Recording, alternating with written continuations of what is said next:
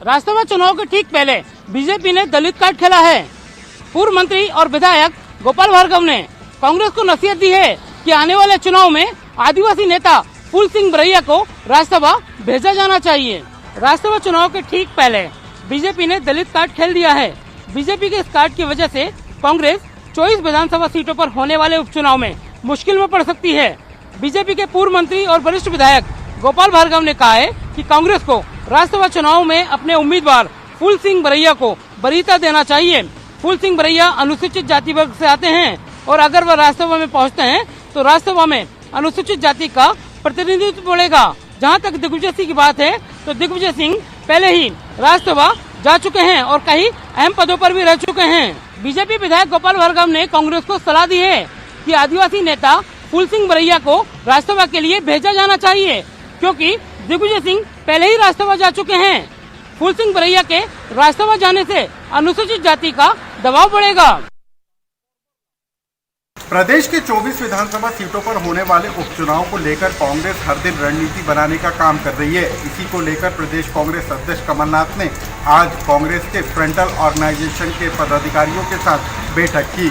कमलनाथ ने यूथ कांग्रेस और एनएसयूआई के पदाधिकारियों के साथ बैठक कर उनको मैदानी स्तर पर जिम्मेदारियां संभालने को कहा गया है। कमलनाथ ने कहा है कि 24 विधानसभा सीटों पर होने वाले उपचुनाव में कांग्रेस के फ्रंटल ऑर्गेनाइजेशन के पदाधिकारी न सिर्फ प्रदेश की बीजेपी सरकार के खिलाफ माहौल बनाने का काम करें, बल्कि पूर्व की कमलनाथ सरकार के इंदिरा गृह ज्योति योजना और किसान कर्ज माफी जैसी योजनाओं का प्रचार प्रसार करें। कमलनाथ ने इस बैठक के दौरान आगर सीट पर होने वाले विधानसभा उपचुनाव की तैयारियों को लेकर भी बैठक की। यहां से कांग्रेस पार्टी एक बार फिर पूर्व में उम्मीदवार रहे विपिन वानखेड़े को अपना उम्मीदवार बना सकती है। विपिन वानखेड़े भी इस बैठक में शामिल हुए।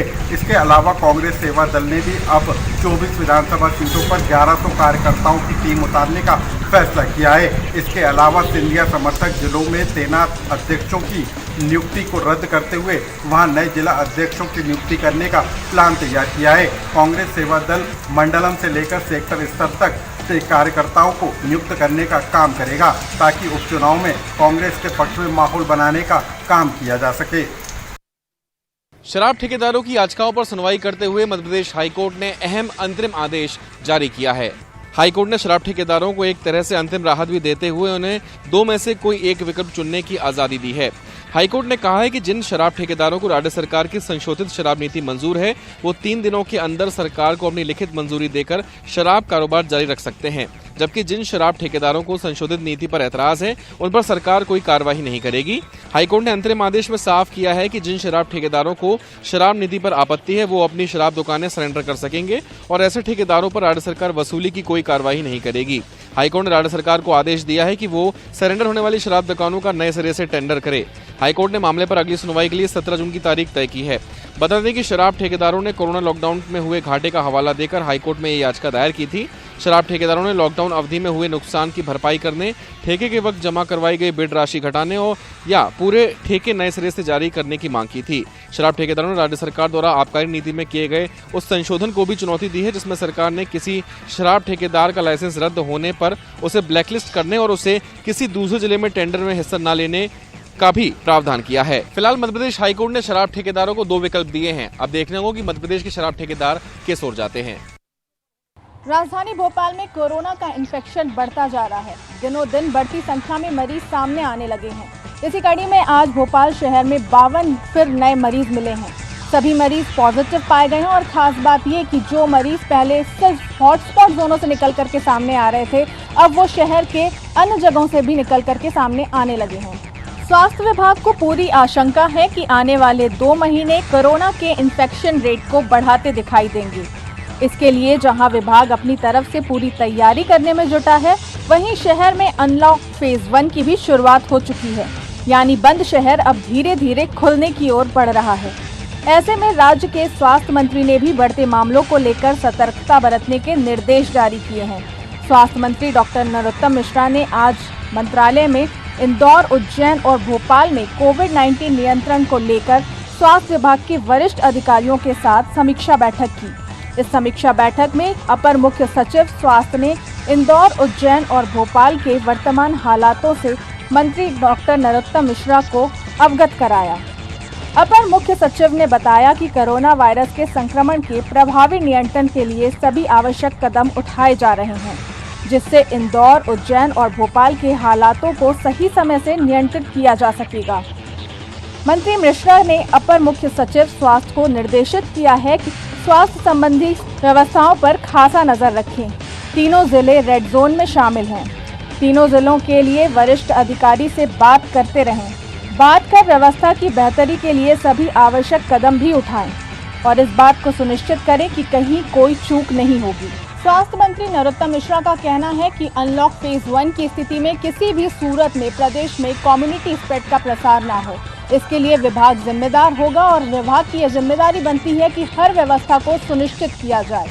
कहीं भी कोई भी चूक या लापरवाही सरकार बिल्कुल बर्दाश्त नहीं करेगी। इंदौर में कोरोना वायरस कमजोर होता दिखाई दे रहा है।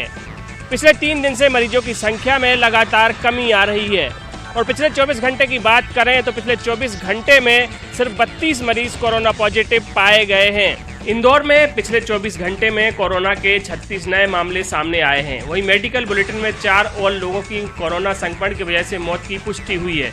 अब तक इस बीमारी से मरने वालों की संख्या 145 पर पहुंच गई है। आज 1441 सैंपल प्राप्त किए, जिनमें से 1123 सैंपल की जांच की गई। इनमें 1056 सैंपल नेगेटिव मिले हैं। इंदौर में कोरोना मरीजों के सफल उपचार कर उन्हें डिस्चार्ज करने का सिलसिला भी लगातार जारी है। दिन प्रतिदिन मरीजों को स्वस्थ कर उनके घरों तक सकुशल भेजा जा रहा है। इस सिलसिले में इंदौर के अरविंदो हॉस्पिटल से 45 कोरोना मरीजों को सफल उपचार के पश्चात डिस्चार्ज किया गया। अब तक कोरोना के 2184 मरीज ठीक होकर अपने घरों को लौट चुके हैं और रिकवरी रेट भी 50% के आसपास बना हुआ है। कोरोना की संक्रमण दर में एक और कमी आती जा रही है, तो वहीं दूसरी ओर रिकवरी रेट भी लगातार बढ़ता जा रहा है और ये 50% तक पहुंच गया है, जो इंदौर के लिए अच्छी खबर कही जाएगी। संविदा स्वास्थ्य कर्मचारी कल यानी 5 जून को शोषण का काला दिवस मनाएंगे। इस काले दिवस में सभी कर्मचारी काले कपड़े, काले मास्क और काले चश्मे में ड्यूटी करते हुए नजर आएंगे। संविदा स्वास्थ्य कर्मचारियों की माने तो उनका कहना है कि 2 साल बीतने के बाद भी सरकार उन पर ध्यान नहीं दे रही है, नीतियों का लाभ उन्हें नहीं मिल रहा है, जिसके कारण ड्यूटी पर तैनात रहते हुए वो अपना विरोध दर्ज कराएंगे, क्योंकि कोरोना के संकट काल में भी उन्होंने अपनी जान की बाजी लगा करके लोगों की मदद की है, लेकिन सरकार अब उनकी मदद को आगे नहीं आ रही है। मध्य प्रदेश में कोरोना संक्रमण को रोकने के लिए एस्मा लागू है, इसलिए संविदा स्वास्थ्य कर्मी अपनी ड्यूटी निभाते हुए विरोध दर्ज कराएंगे। संविदा स्वास्थ्य कर्मचारी संघ ने अपने विरोध को काला दिवस का नाम दिया है। संघ 5 जून को प्रदेश व्यापी काला दिवस मनाएगा। संविदा स्वास्थ्य कर्मचारी संघ के प्रांत अध्यक्ष सौरभ सिंह चौहान ने बताया कि 2 साल पहले 5 जून को 90% वाली संविदा नीति बनाई गई थी, जिसमें संविदा कर्मचारियों को नियमित करने की बात कही गई थी, लेकिन 2 साल बीतने के बाद भी कर्मचारियों को इसका लाभ नहीं मिल पाया है। इसलिए 5 जून को प्रदेश भर में संविदा स्वास्थ्य कर्मचारी काला दिवस मनाएंगे। इसके कारण कल यानी शुक्रवार को प्रदेश भर के संविदा स्वास्थ्य कर्मचारी काले कपड़े, काला चश्मा और काले मास्क लगाकर काम करेंगे। संविदा कर्मचारियों की माने तो सरकार उनकी ओर ध्यान नहीं दे रही है। संविदा संघ ने कहा कि सरकार की उपेक्षा के कारण ही वो अपना विरोध दर्ज कराने के लिए मजबूर हैं। संघ का कहना है कि राज्य के लोग एक जगह एकत्र नहीं हो सकते, इसलिए वो काम करते हुए काले रंग का सहारा लेकर अपना विरोध दर्ज करेंगे, ताकि सरकार तक उनकी बात पहुंचे कि संविदा स्वास्थ्य कर्मचारियों में कितना आक्रोश है और ये सिर्फ एक चेतावनी है आने वाले आंदोलन को लेकर। निसर्गा तूफान का रुख अब मध्य प्रदेश की तरफ हो चला है और यही वजह है कि अब निसर्गा तूफान के चलते मध्य प्रदेश में लगातार अलर्ट जारी किया गया है। मध्य प्रदेश के 34 जिले में अलर्ट जारी है, तो वहीं 18 जिलों में येलो अलर्ट जारी किया गया है। खासकर के चक्रवाती तूफान से जो सबसे ज्यादा प्रभावित संभाग हैं वो इंदौर और उज्जैन संभाग। इंदौर और उज्जैन संभाग के साथ ही ग्वालियर, भोपाल, सागर संभागों में भी बारिश के लिए मौसम विभाग ने अलर्ट जारी किया है। यानी कल देर रात से जो बारिश का सिलसिला जारी है, आज सुबह तक बारिश हो रही है। ऐसे में मौसम विभाग ने 3, 4 और 5 जून तक लगातार बारिश होने के लिए अलर्ट जारी किया है। वहीं इस चक्रवाती तूफान के साथ ही जो तेज हवाएं हैं वो भी चलने के आसार दिखाई दे रहे हैं, यानी हवाओं की रफ्तार 40 से 50 किलोमीटर की रहने वाली है। ऐसे में मौसम विभाग ने सभी जिलों को एहतियात बरतने को लेकर भी निर्देश जारी किए हैं। कैमरामैन दीपक कुमार के साथ रंजना दुबे, न्यूज 18 भोपाल। हरदा जिले में लगातार विगत 12 घंटों से बारिश का दौर जारी है। हरदा जिले में हो रही बारिश के कारण किसानों की चिंता बढ़ गई है। हरदा जिले में इस वर्ष 77,000 हेक्टेयर में मूंग की बोनी किसानों ने की थी। अगर लगातार बारिश जारी रही तो किसानों को कहीं ना कहीं एक बड़ा आर्थिक नुकसान उठाना पड़ेगा। वहीं निसर्ग तूफान को लेकर भी हरदा कलेक्टर ने अलर्ट जारी किया है। हरदा जिले में प्रशासन की टीम लगातार ग्रामीण इलाकों पर भ्रमण कर स्थिति पर नज़र बनाए हुए है। किसानों का कहना है कि अगर बारिश नहीं रुकी तो वो मूंग की फसल खेतों में नहीं काट पाएंगे, जिसके कारण उन्हें एक बड़ा आर्थिक नुकसान उठाना पड़ेगा।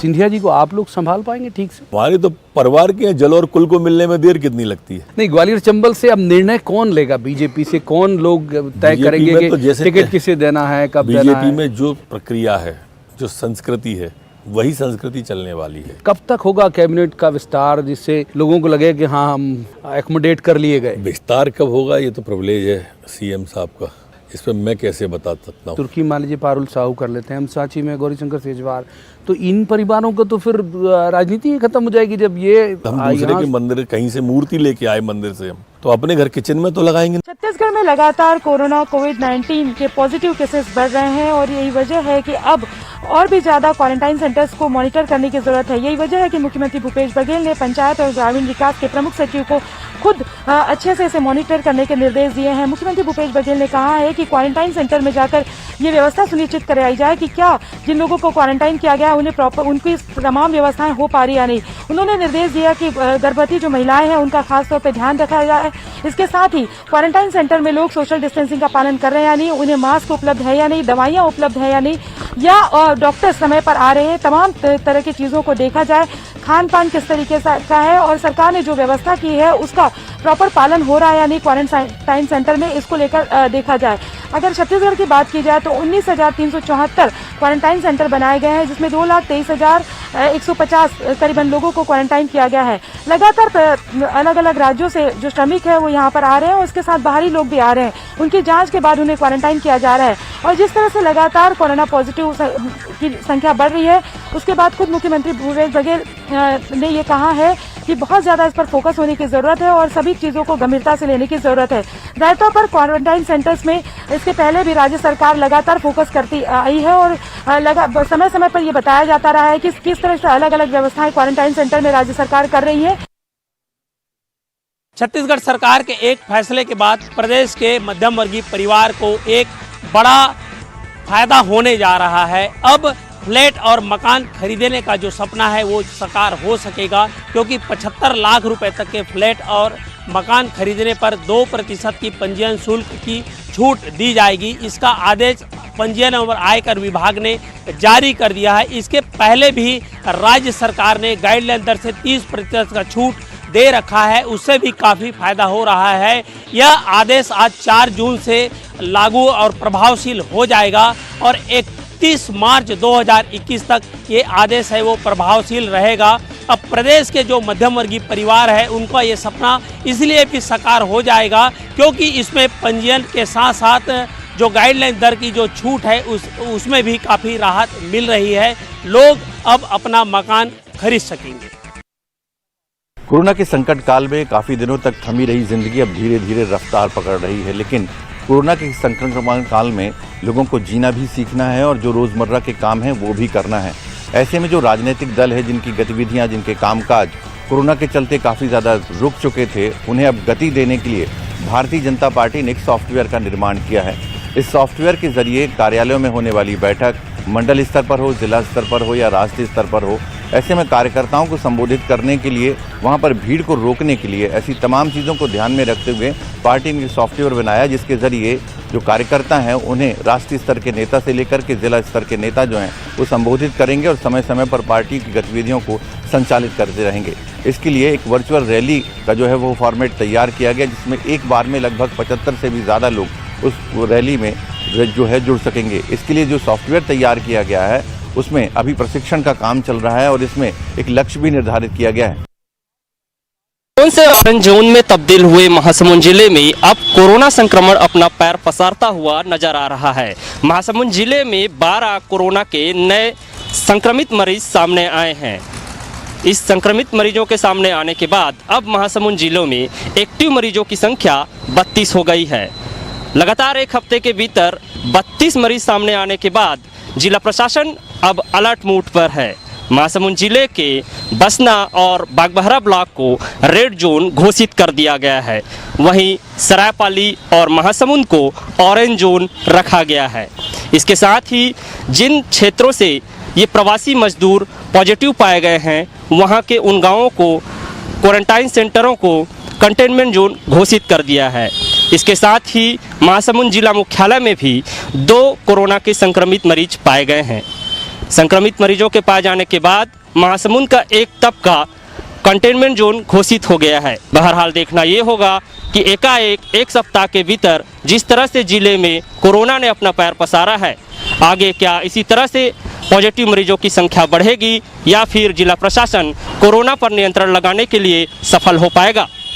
मनोहर सिंह राजपूत, न्यूज़ 18, महासमुंद। सूरजपुर जिले में पहले लॉकडाउन और अब बदलते मौसम मिजाज ने वनांचल क्षेत्र में हरा सोना कहलाने वाले रोजगार पर बड़ा असर डाला है। दरअसल लॉकडाउन के कारण इस बार तेंदुपत्ता संग्रहण का काम देर से शुरू हुआ। वहीं वनांचल क्षेत्र प्रतापपुर में पिछले एक सप्ताह तक तेंदुपत्ता संग्रहण का काम चलने के बाद 2 दिन पहले ही बंद हो गया।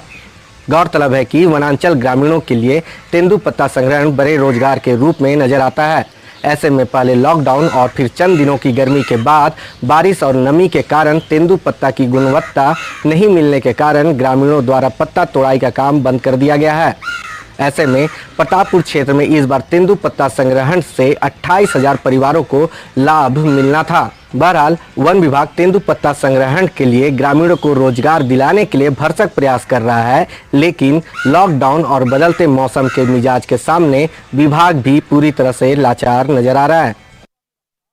कांकेर शहरवासी जो लंबे अरसे से सड़क का चौड़ीकरण का मांग किया जा रहे थे, लेकिन अब वो सड़क चौड़ीकरण ना हो के यहाँ पर सिर्फ सीसी रोड का निर्माण किया जाएगा। नेशनल हाईवे डिवीजन ऊपर नीचे रोड से पुल तक 10 मीटर चौड़ी सीसी सड़क बनाने जा रहा है, जिसके लिए सोमवार को 122 प्रभावितों को नोटिस देते हुए स्थायी अस्थायी अतिक्रमण हटाने के लिए 5 दिन का समय दिया गया है। इससे सड़क किनारे बसे लोगों में हड़कंप मच गया है। शहर के मध्य बारिश में बार बार खराब हो रहे नेशनल हाईवे की सड़क की स्थायी मरम्मत के लिए उसे कंक्रीट की चौड़ी सड़क बनाने की योजना है।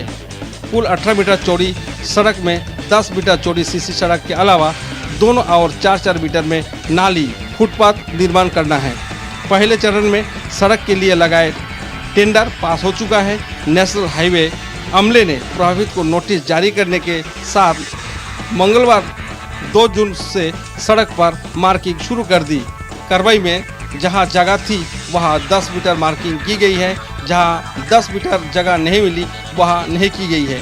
पहले दिन शाम 5 बजे तक मस्जिद तक मार्किंग की जा चुकी थी। मार्किंग पूरी होने के बाद अतिक्रमण हटाने की कार्रवाई की जाएगी। सड़क चौड़ीकरण करने पर बिजली व फोन के खंभे भी शिफ्ट करने होंगे।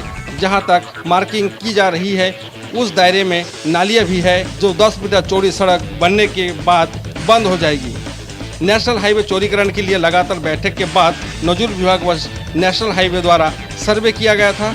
चौड़ीकरण में सड़क के दोनों और कुल 122 लोग प्रभावित हो रहे हैं। रायपुर से जगदलपुर दिशा में 22 और 53 तथा दाई और 69 प्रभावित है। 122 प्रभावित में अतिक्रमण व पट्टेधारी दोनों शामिल है। निश्चित रूप से अगर शहर के मध्य का जो सड़क है अगर सीसी रोड किया जाएंगे, शहर का जो सड़क है अगर सीसी रोड में तब्दील की जाएगी तो बरसात के दिन में जो पिछले दिनों में जो जर्जर हो जाता था वो जर्जर नहीं हो पाएंगे। जो सड़क का जो सीसीकरण किया जा रहा है ये यहाँ के लोगों के लिए काफ़ी फायदेमंद होगी। और ग्वालियर से इस वक्त की बड़ी खबर आ रही है। किताब की दुकान में आग लगी है। फायर ब्रिगेड की 5 गाड़ियां मौके पर पहुंच चुकी हैं। आग पर काबू पा लिया गया है। कोई जनहानि नहीं हुई है। जी हां, कोतवाली थाना के महाराज बाड़ा की ये पूरी घटना आप तक पहुंचा रहे हैं, जहां पर ग्वालियर में किताब की दुकान में आग लगी। फायर ब्रिगेड ने वक्त रहते आग पर काबू पा लिया है और कोई जनहानि नहीं हुई है। कोतवाली थाने के महाराजवाड़ा की ये पूरी घटना है।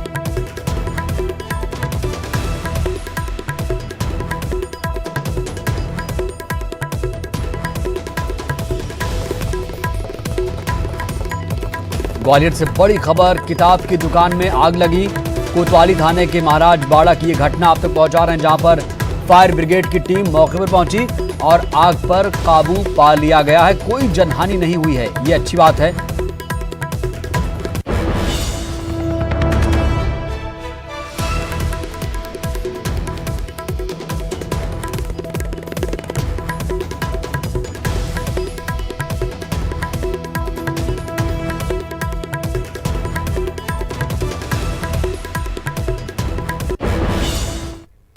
और अब आपको दिखाते हैं भोपाल की 10 बड़ी खबरें। भोपाल में ट्रेन में भूखी बच्ची को दूध पहुंचाने वाले आरपीएफ जवान की तारीफ हो रही है। रेल मंत्री पीयूष गोयल ने आरक्षक इंदर सिंह यादव की तारीफ करते हुए उन्हें सम्मान करने का ऐलान किया है। प्रदेश के गृह मंत्री नरोत्तम मिश्रा गुरुवार को राजधानी के जेपी अस्पताल का निरीक्षण करने पहुंचे। अस्पताल में नरोत्तम मिश्रा ने फीवर क्लिनिक में भर्ती मरीजों से मुलाकात कर उनका हालचाल जाना। गृह मंत्री नरोत्तम मिश्रा ने कहा कि किसानों को चिंता करने की कोई जरूरत नहीं, हम उनके साथ हैं। भोपाल में जिला प्रशासन की लापरवाही के चलते फिर एक बार सैकड़ों क्विंटल गेहूं भीग गया। वेयर हाउस के बाहर खुले में पड़ा सैकड़ों क्विंटल गेहूं भीग गया। राज्यसभा चुनाव को लेकर प्रदेश के गृह और स्वास्थ्य मंत्री नरोत्तम मिश्रा ने कहा कि राज्यसभा की दोनों सीटें हम जीत रहे हैं। राज्यसभा चुनाव से पहले बीजेपी ने दलित कार्ड खेल दिया है। बीजेपी विधायक गोपाल भार्गव ने कहा कि राज्यसभा चुनाव में कांग्रेस को फूल सिंह बरैया को पहली वरीयता देनी चाहिए।